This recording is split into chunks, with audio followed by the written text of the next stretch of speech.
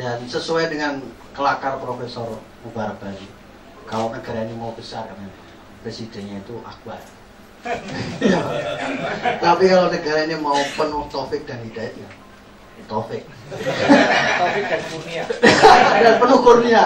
Tapi kalau negara ini penuh berkah dan mubarak ya mubarak. Artinya tiga orang ini pas untuk bangsa ini. Dan sesuai dengan kelakar profesor, artinya profesor belakangan. Saya ingin yang kedua ya Pak Taufik yang menyampaikan. Karena nanti supaya bangsa ini berkah, penuh berkah. Dan terima kasih Pak Sabam sudah hadir. Silakan.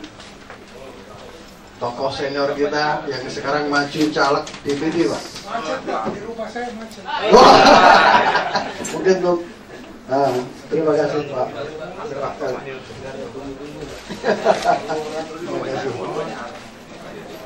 Terima kasih Pak Sabab. Kita sudah mulai tadi, Pak Akbar sudah memberikan paparan dari mulai, dan terima kasih atas kehadirannya.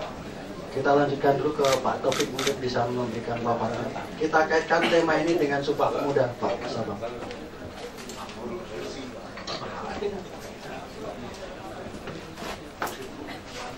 Baik, Assalamualaikum warahmatullahi wabarakatuh.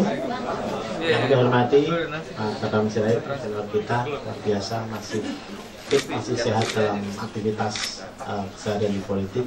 Kemudian senior kita Pak Akbar yang mantan Ketua DPR dan tentunya masih dengan semangat yang luar biasa memberikan beberapa hal tadi terkait dengan masalah pengalaman beliau di era transisi pemerintahan maupun kebangsaan kita. Dan Prof. Mubarak yang sama-sama kita cintai dan kita banggakan dalam kaitan aspek politik kekinian yang luar biasa dalam proses menuju ke 2014 yang akan datang. Rekan-rekan sekalian, tentunya berbicara masalah saatnya regenerasi kepemimpinan.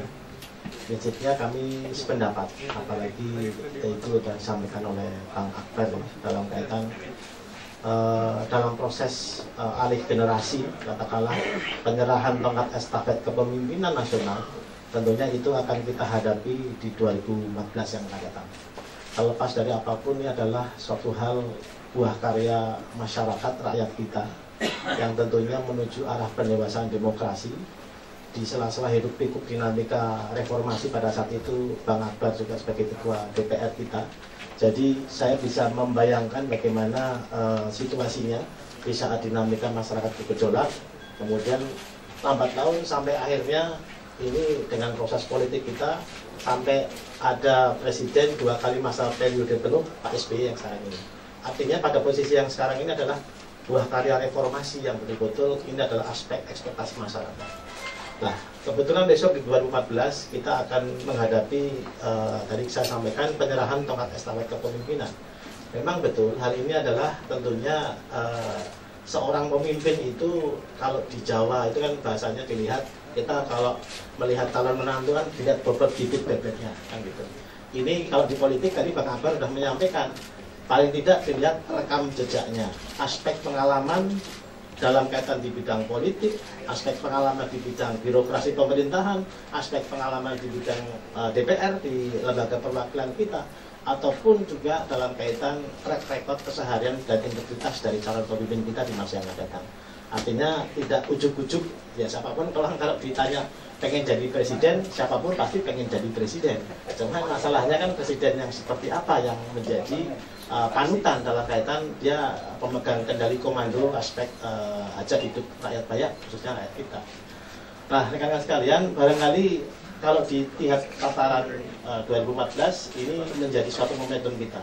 Tetapi kalau kita lihat ke bawah, ini proses alih generasi itu kan hampir lebih dari 500 kabupaten kota kita kan sekarang hampir 5 tahun sekali itu terjadi regenerasi pemerintahan. Bagi mereka yang sudah 2 kali masa periode jabatan, tentunya itu sudah beberapa kali penyerahan tongkat estafet kepemimpinan di tingkat kabupaten maupun tingkat provinsi seperti calon gubernur atau gubernur di posisi-posisi itu. Cuman masalahnya di tingkat nasional baru pertama kalinya ini ada penyerahan tongkat estafet kepemimpinan pasca 2 kali masa periode jabatan penuh seorang presiden kan gitu. Inilah yang barangkali tidak lepas dari proses maupun tidak lepas dari permasalahan dan pengalaman aspek kehati-hatian kita. Sesuai dengan pasal yang ada di Undang-Undang Dasar kita, konstitusi kita, tadi sudah disampaikan, hanyalah partai politik maupun gabungan partai politik yang bisa mengajukan capres maupun cawapres. Ini menjadi hal yang sangat menarik.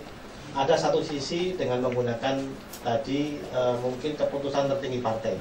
Apakah itu melalui semacam rakernas, ya, ataukah mungkin melalui semacam musyawarah tingkat nasional yang lain.